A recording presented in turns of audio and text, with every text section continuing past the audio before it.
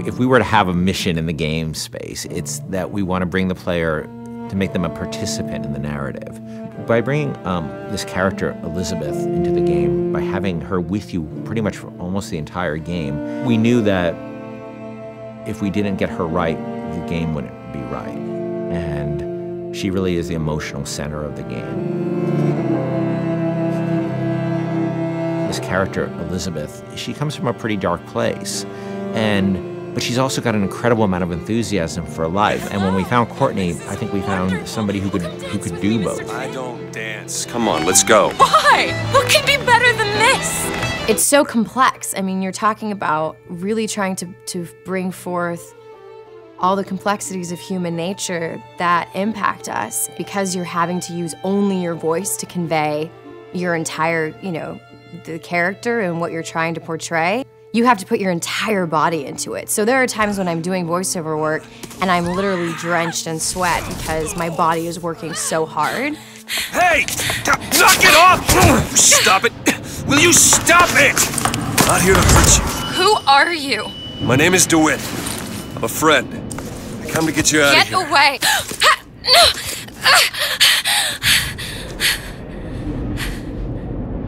Are you real?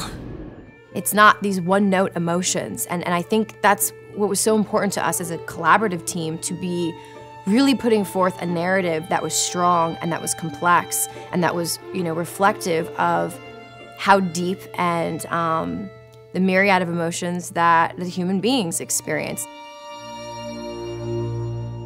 She really had a sense of telling a story and having a conversation with no words. If you're watching a silent film, you understand what's going on and you don't need words. We saw her and Sean's like, by the way, this is the girl. I'm like, oh yeah, that's the girl, absolutely. I had to really rely on my imagination and rely on what I was being told by, the director.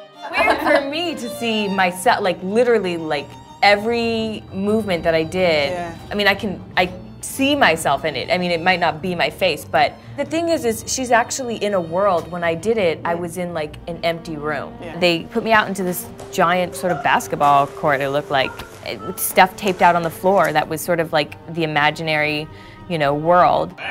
She had to do a lot of physical things that I probably wouldn't do in my everyday life, kicking some butt and, with a bat and beating the hell out of something. It just started to feel like it was my voice, I just really started to connect with it physically, and this voice was all one. I don't understand, how could we get there?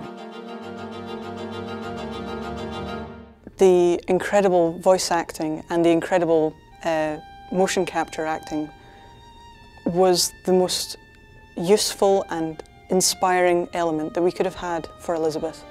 Liz will follow you around the world, and if you decide that you don't want to go where she thought you were heading, she can handle that really, really cleverly. She will stop if you stop. She will keep running if you decide that you're not interested in what you're doing here.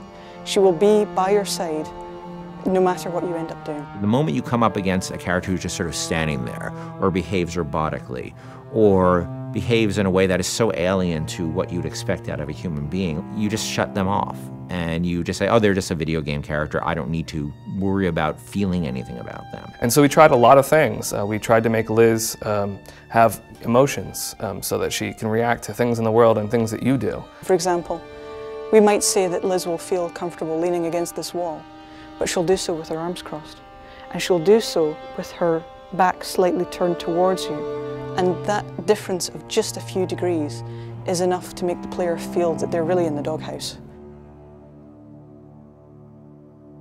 You're going to see her all over the place. You're going to see her on giant billboards in, New York and LA, and you're going to see her on TV ads. I said, okay, well, if we're going to find a person to play Elizabeth, I think we already have that person. Еще один из самых первых вариантов Элизабет, я сказала, боже мой, это же я должна ее сделать. В один прекрасный день мне пришло сообщение на Facebook от Кена Левина о том, что у них есть ко мне предложение, от которого я не смогу отказаться. Просьба связаться по электронной почте. И, соответственно, вокруг меня все суетились, чего-то хотели. Потом сказали, так, все, начинаем работать. Посадили меня на стул, сказали, просто сиди, смотри прямо в одну точку. И опять начали вокруг меня бегать, снимая с меня скан лица. Я думаю, ну ладно, что, окей, хорошо. Я с этим справлюсь, а потом меня вдруг начали мучить, говорить, смейся, плачь, делай одухотворенное лицо, делай удивленное лицо. And all of a sudden we found this great character who existed in the space between the real world and the world of Bioshock Infinite. There was a moment where we had people coming up to us and saying, Liz is awesome. I have a story to tell you about. And it was, everybody had their own unique stories because she was just doing systemic things. They could do the same thing twice.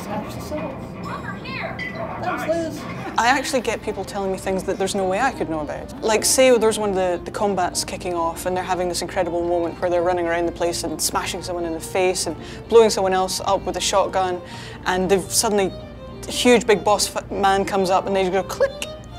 Oh no. And then suddenly from the side, Liz goes, Booker, over here! You press the button, she throws it, you grab it and just go boom! And they come up to me and go, and it was amazing! I was like, yeah, me and Liz, we're gonna kick ass, we're gonna, nothing we can't do. That's right. Even if we just break that barrier sometimes, where people feel she's a friend or somebody going through this experience with them, then that would be very exciting for me. I really hope people fall in love with her. I fell in love with her.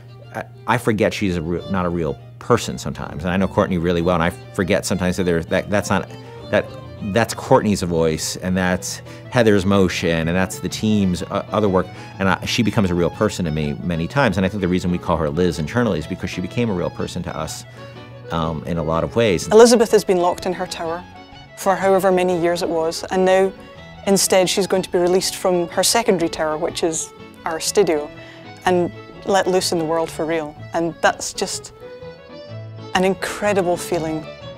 Let's go! Come on, let's go!